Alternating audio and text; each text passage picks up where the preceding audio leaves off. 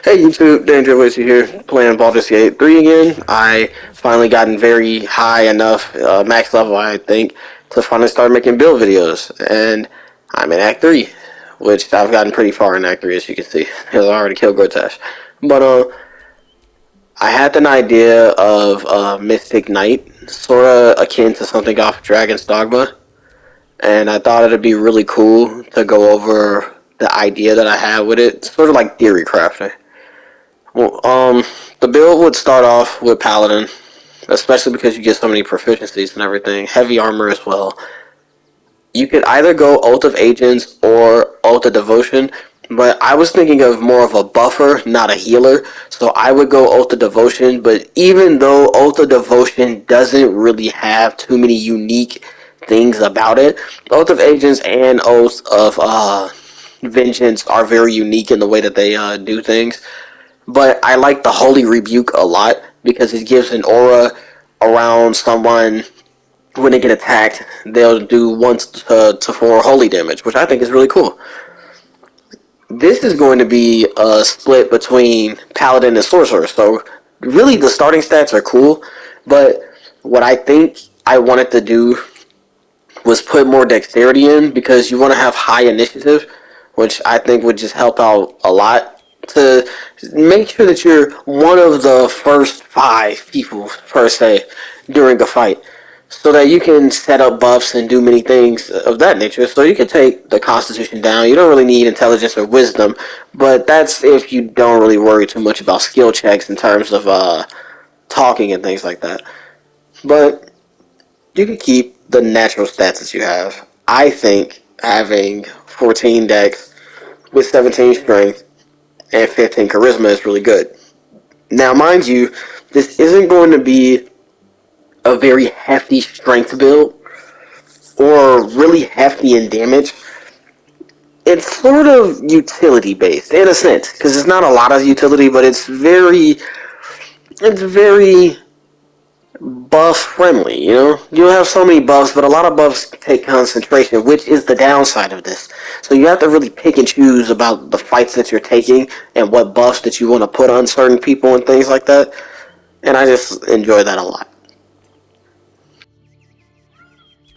Skill proficiencies, you can really have anything you want. I didn't really care about this at the moment because I'm using a character that's already, had his skill proficiency and everything, so it didn't really bother me like that. But now we'll go on to the leveling process. Leveling two into Paladin, you get your smites, you get your heals, you get bless, which is really like one of the best buffs in the game. And we're gonna take protection because this is gonna be a sword and shield type of build. You're gonna be the bulwark for your team, in a sense a tank, but mainly just a buffer.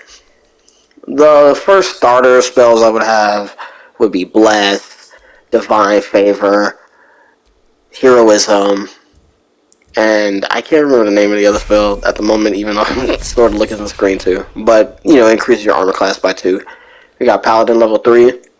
You get Sacred Weapon, which is, in my opinion, a very good spell to have. You get protection from evil and good, Sanctuary, so that you can keep somebody alive, like your healer.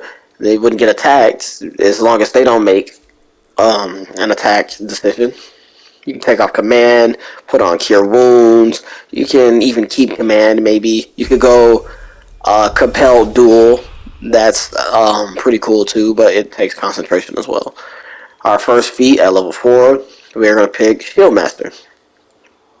You gain a +2 into dexterity saving throws, but it's also a lot of other benefits that you get, like if you fail a saving throw, you only take half the damage of spells, but if you actually succeed the saving throw, you can just negate the damage altogether. I really like Shield Master when I'm using a shield build or a shield character, even though shields on them by themselves are just good, just for buffing up your armor class, but having Shield Master is really cool to me. Like I said, you take off command, you can use compelled duel. Compelled duel I think is really kind of cool, although once again it takes concentration. We could try any of the flavor of smites. I think I like the Thunderous Smite the best. Level 5 Paladin, you get your extra attack, so you're already got some more utility in terms of attacking. Uh, you can put on magic weapon now, or you could even take off compelled duel to put on protection from poison, which I think is also really good. It's a couple of poison sources in the game, so I think that's pretty cool. Level 6 is where we're going to end this off, though. It really is just for Aura of Protection.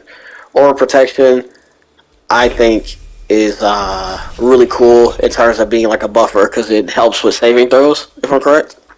It's just such a nice thing to have for Mystic Knight, you know what I mean? Here comes the Mystic part, though.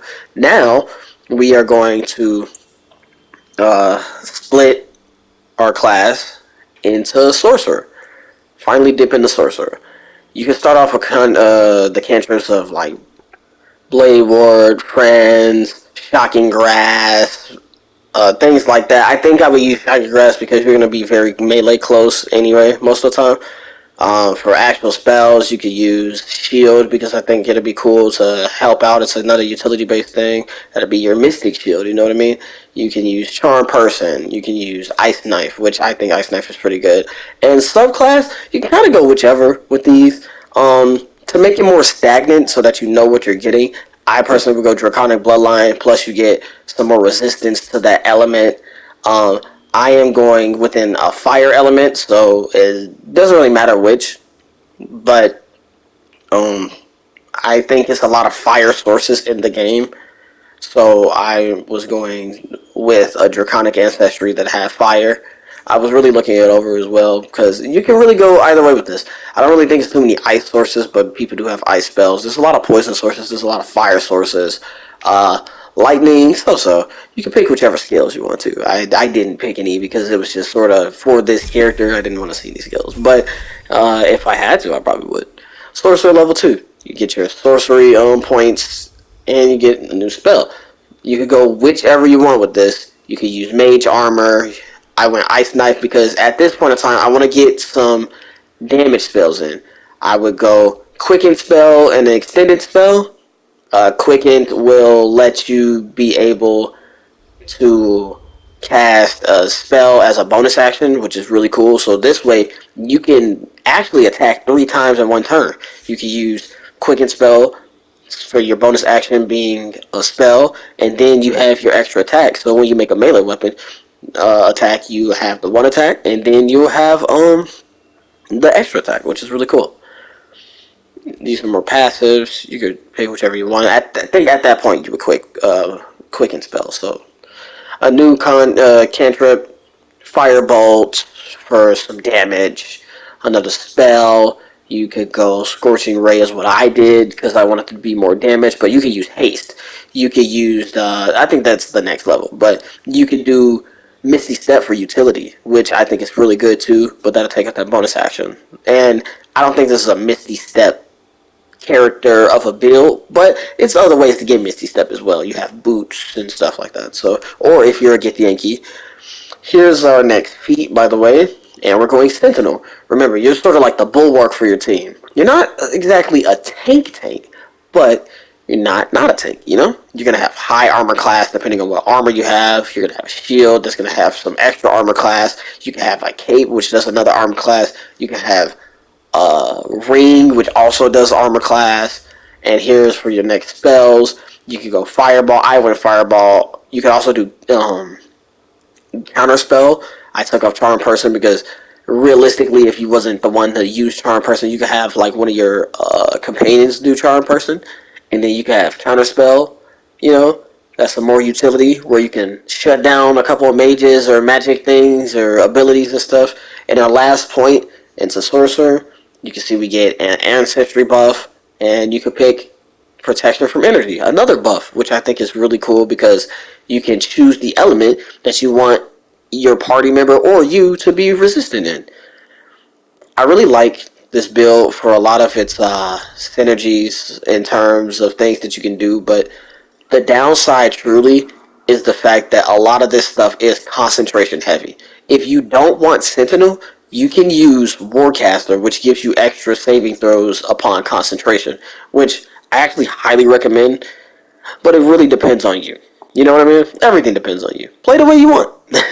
uh, this game is amazing. I really like the builds and the way that you can do so many things out here. And I have so many ideas, and I actually have other ways to do this. This was just sort of my first rendition of being able to do builds and stuff. But next time I'm gonna have weapons and show armors that you can wear, and I kind of know where to get them, and I'll look them up also. You know, it's gonna be really cool, and I'm excited because I finally have a save and I'm max level, and it's gonna be amazing. Thank you. I'm glad you stuck out this far. I hope you like the build. Try it out. I think it's kind of great. Later, guys.